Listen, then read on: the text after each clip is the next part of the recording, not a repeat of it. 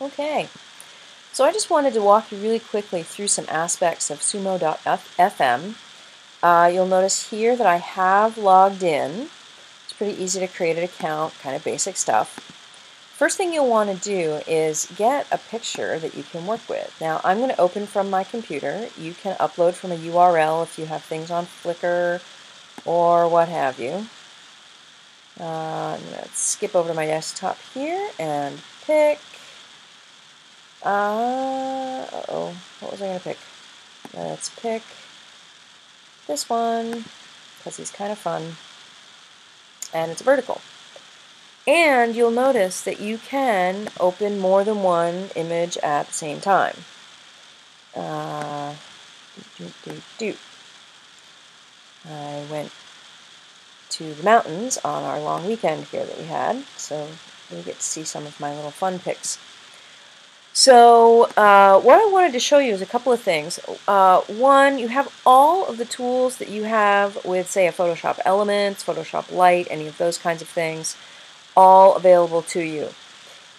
You might be able to do something, if you've never used a clone stamp, this is something a little different. And notice that my brush is a disaster area. Here we go. Brush, dry brush, no. I want a normal brush with a slightly soft fuzzy edge. You have tons to pick from, and there are all kinds of things that you can do here. So let's stick with something a little basic and realize that we have all kinds of brushes you can pick from. Once again, this is going to run the gamut for those of you. Some of you have never played with something that has this much functionality. Some of you use Photoshop and you'll be like, wow, this is like Photoshop. It really is. If this is your first time seeing this stuff, don't worry about it. Just get in and mess around. Have some fun. You're not going to mess anything up permanently. It's all good. So the clone stamp is going to allow me to select stamp mode, an area. Let's see, select an area, and then repeat it. So what did I just do? Command Z works to undo, just like in anything else. Over here on the stamp mode, we have selecting a source point and we have drawing with the clone stamp. Say I wanted to get rid of, for some reason, the Tory gate in the background here. Oops, I don't want to do that. I want to go plus here. I'll bring this up. Let us see this a little bit. And here's our navigation. Set our zoom level. We can zoom in. Alright, it's no good unless you can zoom in. And these are ping files. Those of you that know what I'm talking about. They're basically screenshots, so the resolution on here is not good. This is not an indication of Sumo.fm. It can work with higher resolution files. It'll take a little longer to load. This is a factor of me trying to work with smaller file sizes. Okay, so let's say I wanted to get rid of the Tory gate because I just wanted trees. Why, I have no idea. I would go up here and click on stamp mode, click on the trees nearby, and then you'll notice this has switched to the pencil mode automatically after I click. So I've clicked on a source point, and now you can see that as I draw, I'm drawing with the trees. Now, I'm drawing basically vertically so that the tree should blend pretty well, because I clicked at about the same height as the Tory gate, and you can see these few trees? See these few trees? That's where the pixels came from. So you just want to select your source point carefully. Say, for example, I wanted to get rid of the radio tower. It's actually easier. I need to make my diameter a little bit smaller. There we go. Oh, that's much better. Now, let's say I'm going to go to stamp mode, select a source point, this little guy over here. I am going to go just next to that pole and click once. Now I'm going to move to the right and click and drag down, and ideally, it will cover it all up. Oh, my flow is only 33%. Let's see what we can do about that. There we go. Now it's disappearing entirely. All the way down. And it matches up because I was parallel to the pole as I pulled down through it. It'll all match up and it'll be perfect. We like perfect. So that's your clone stamp. Cool thing, little fun thing. Let's say, on the other hand, that I wanted to start to get a little more advanced here.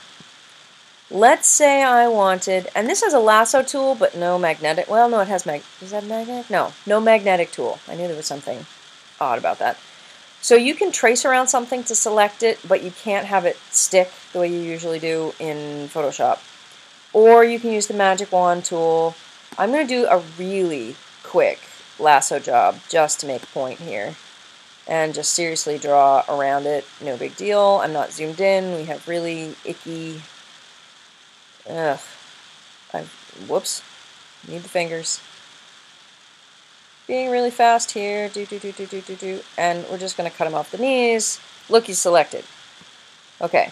Edit. Copy. We're going to move you. We are going to move you. I'm going to minimize you for a second. Over here, I'm going to go to this one, and I'm going to paste. And we will see... Oops, I'm still in that. Uh-oh. There we go. Still in that. And I want to paste. Ha! There we go.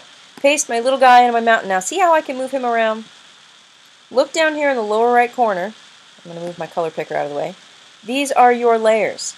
This is where you get into advanced photo editing with kids, where they can make montages, collages, surrealist work, mashups of some sort.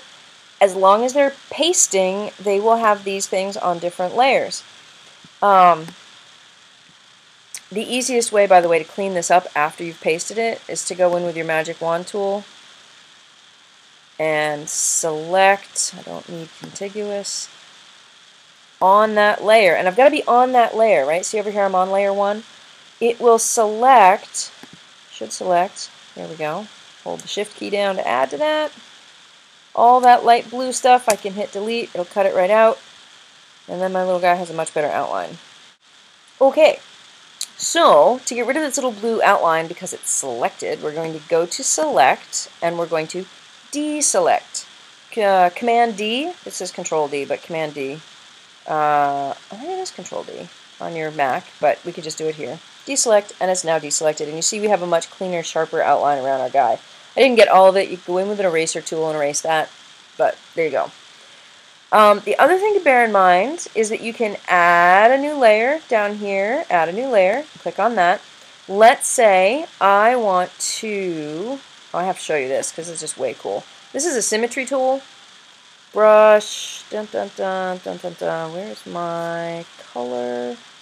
No idea what color this is going to be, so we'll play with this a little bit. And I back to normal brushes, symmetry points. Okay, check this out. Isn't this cool? It's kind of like, you know those old spirograph things? It's kind of like that. Anyway, kids love this. You can make these things, and then, I'm going to click on my move tool here, you can move this around because it's on its own layer. If I had done that on the same layer as my little guy that I pasted in here, or Heaven Forfend on the background, the pixels would be a part of that layer and I couldn't move it around. Nor could I erase it because it would have replaced the pixels in the image. We don't want that. The other thing that we can do with this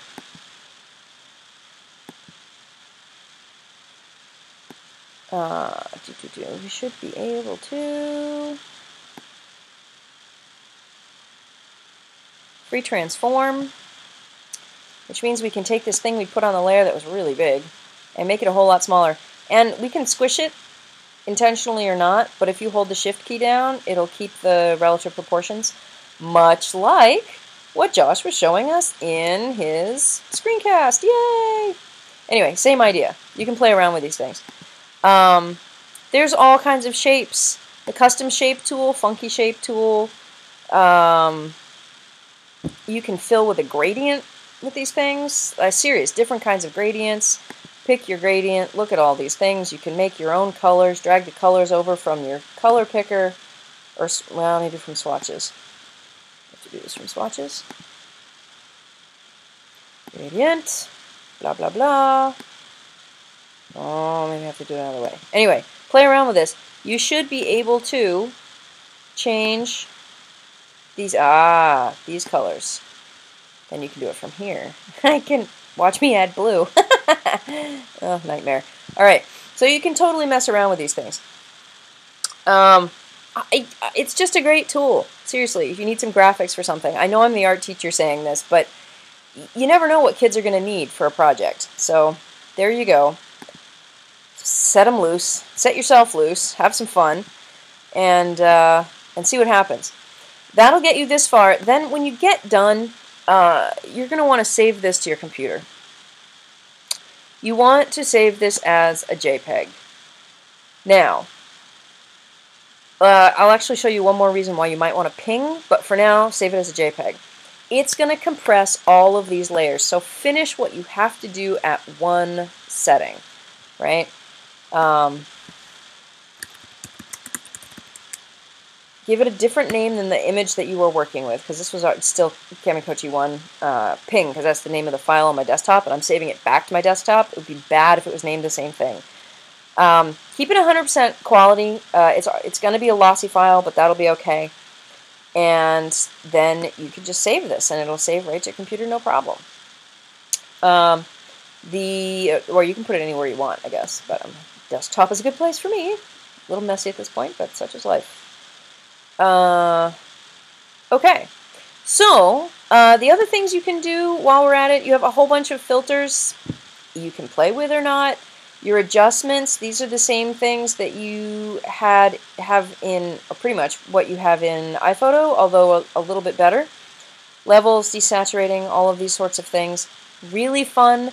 Try it. What's it gonna hurt to try? And here are more things you can do with your layers, although you can do most of that from here with these tools. Add a layer, move them around, add some layer effects. You've got these kinds of things you can do. They're all in the same, pretty much the same things you get from the layer dropdown. So anyway, yeah, I'm going to leave the rest of it to your imagination. This is the home page for SumoFM, and there's this. Make sure if the kids are working with this that they save before they leave the page. They have a marvelous habit, as I'm sure we all know, of just leaving things open for like days and expecting it to be there and load perfectly when they come back to it. Haha, not really the case. So just bear that in mind. Make sure you've got enough time to sit down and run through this and save your product when you're doing it, so you don't have to do it again. But other than that, give it a shot, see what you think, and I look forward to seeing what you come up with.